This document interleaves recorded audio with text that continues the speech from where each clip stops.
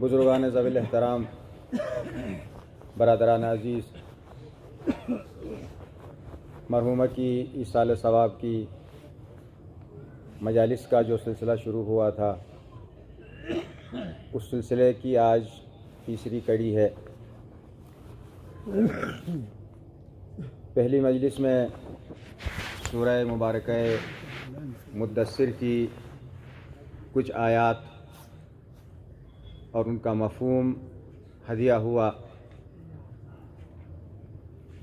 جس میں ایک مسلمان کے لیے جو سب سے زیادہ اہم عبادت بتائی گئی وہ نماز، اسلام اور کفر کے درمیان میں جو حجاب ہے وہ نماز ہے۔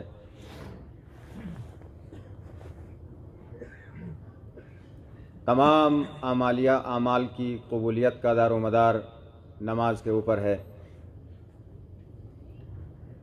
دنیا میں بھی نماز کے بہت سارے فوائد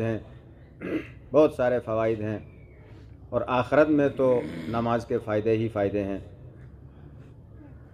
ان الصلاۃ تنہا عن الفحشاء والمنکر، اس میں کوئی شک نہیں ہے کہ نماز انسان کو بے حیائی سے روکتی ہے، برائیوں سے روکتی ہے۔ صرف یہی کیا کوئی کم فائدہ ہے کہ قرآن کہتا ہے کہ نماز انسان کو بے حیائی سے روکتی ہے۔ حیا مسلمان ہونے کی علامت ہے، بے حیائی بے دینی کی علامت ہے۔ امام صادق علیہ الصلوۃ والسلام نے ارشاد فرمایا، صلوات پڑھیں۔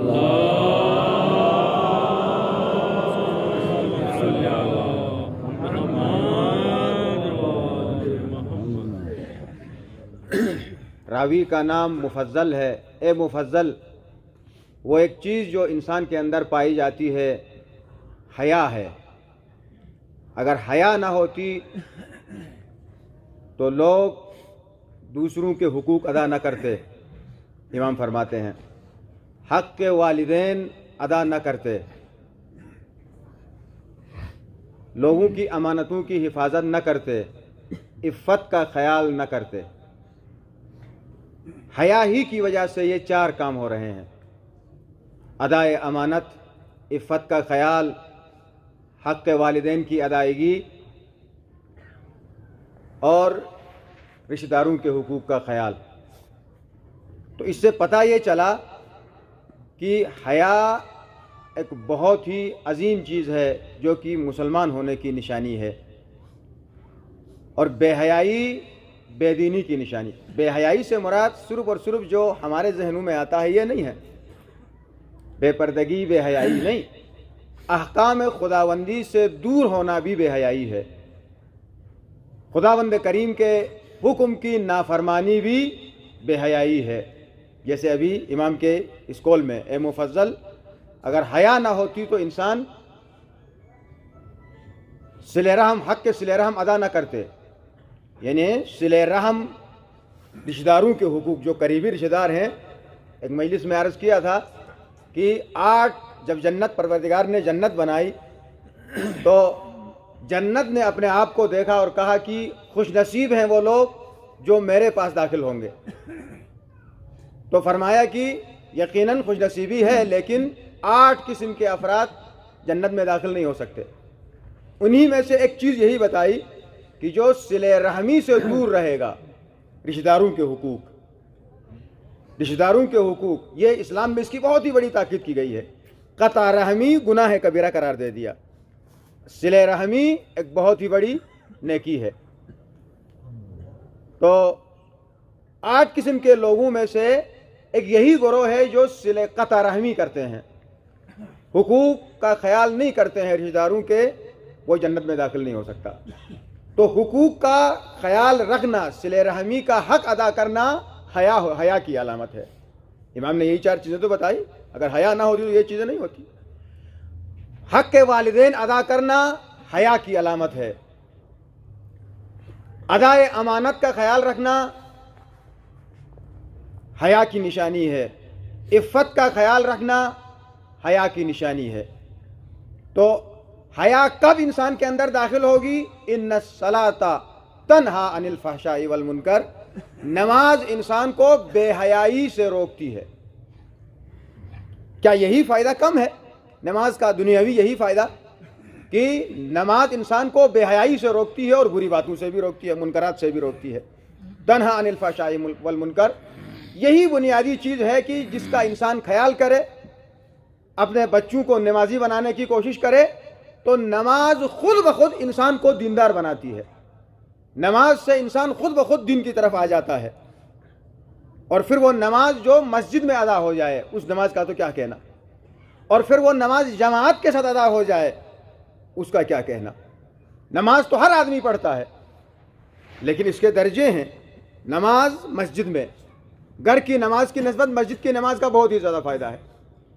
और फिर मस्जिद के अंदर अगर जमात भी हो जाए तो उस नमाज का रिवायतों के अंदर है कि 10 अफराद अगर मिल के नमाज पढ़ें तो उस नमाज की 1 रकात का सवाब सारे जिन और इंस मिलकर भी उसका हिसाब का, उस नमाज का जो हिसाब है उसका हिसाब नहीं लगा सकते, जो अजर है।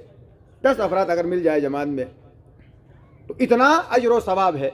जब इतना अजर व सवाब खुलूस के साथ, लेकिन शर्त यह है कि खुलूस के साथ ये इबादत इंजाम पाई जाए तो इंसान बेहयाई से रुक जाता है। लिहाजा ज़रूरत इस बात की है कि इंसान अपने बच्चों को, चूँकि हमारा ये इन मजालिस में औलाद मौजू रहा, तरबियत औलाद मौजू रहा, लिहाजा यहीं से बुनियाद शुरू हो जाती है कि बच्चे की तरबियत की बुनियाद यहीं से शुरू हो जाती है कि बाप को देखा देखी में बच्चा भी नमाजी बन जाता है। बाप के बहुत सारे काम ऐसे हैं जो बच्चा देखा देखी में करता है। आप मजलिस में आते हैं, बच्चे को भी लेकर आते हैं, बच्चा आहिस्ता आहिस्ता सीने पे हाथ रखना शुरू, कभी आपने सिखाया नहीं किस तरह से सीनाजनी करो, बच्चा खुद ब खुद सीख जाता है। आप मुसल्ले पे बैठ गए, बच्चा खुद आगे कभी शरारत करेगा, आपका मुसल्ला खींचेगा, आपकी सजदगाह खींचेगा, कभी शरारत करेगा, और आहिस्ता आहिस्ता ये बच्चा आदी बन जाएगा। तो दीन की जो बुनियाद है नमाज के ऊपर है, इस बुनियादी इबादत की तरफ अपने बच्चों को रागिब करो, ताकि बच्चा माशरे का एक बेहतरीन दीनदार बनकर, हयादार इंसान बनकर, बुराइयों से बचने वाला इंसान बनकर आपके सामने आ जाएगा। और आज की शब तो एक ऐसी तरबियत याफ्ता बच्ची की शब शहादत है जिसका नाम है सकीना। कितने मजालिम सहे हैं इस बच्ची ने, कितने मजालिम सहे हैं। हुसैन सारे लाशें उठाकर अकेले रह गए थे, खुद मैदान में जाना चाहते थे, तो ये बच्ची आके हुसैन के घोड़े के कदमों के पास आई थी, बाबा आप मक्तल में न जाएं। और जब जुलजना खाली आया था तो फिर भी ये बच्ची आई थी, जुलजना मेरा बाबा कहाँ छोड़ के आए, जुलजना इतना बता दो कि मेरे बाबा को प्यासा मारा गया या पानी पिला के मारा गया। ये बच्ची खुद इतनी प्यासी थी कि न जाने इस बच्ची की प्यास कब बुझ गई है। राह कूफा और शाम में بارہا یہ بچی اونٹ کی بلندی سے گری ہے اور ایک منزل ایسی آئی ہے کہ اس بچی کو ننگی اونٹ کی پیٹھ سے باندھا گیا ہے۔ جب قافلہ منزل مقصود پر پہنچا ہے تو سکینہ کی پیٹھ کی خون سے اونٹ کی پشت رنگین ہو چکی تھی۔ جب زندان شام میں یہ بچی آئی ہے، وہ زندان جس کی چھت نہیں تھی، یزید نے اہل رسول کو ایسے زندان میں رکھا تھا، شام کا وقت تھا، جناب سید سجاد بیویوں کے ساتھ بیٹھے ہوئے ہیں، ایسے میں کچھ پرندے اوپر سے گزر گئے۔ سکینہ ان پرندوں کو دیکھ کے فرماتی ہیں، بھیا سجاد یہ پرندے کہاں جا رہے ہیں؟ کہا سکینہ یہ پرندے شام کے وقت اپنے اپنے گھروں کو جا رہے ہیں۔ ایسے نے بچی نے عجیب سوال کیا، کہا بھیا اتنا بتا دو کہ ہم اپنے گھر کب جائیں گے؟ بچی اتنی تنگ آ چکی تھی زندان کے تاریکی سے۔ میرا مولا سجاد اگر کوئی اور پوچھتا تو جواب ضرور دے دیتے، مگر سکینہ کو کیا جواب دے؟ یہ کیسے کہہ سکتے ہیں کہ بے بھائی سکینہ سب تو گھر جائیں گے، تمہیں گھر جانا نہیں ہوگا؟ عجب منظر پشیج ناش چکاتا کر بلادہ سے، سکینہ بے قرار بیران میں ہی ادھدنا بابا یاد،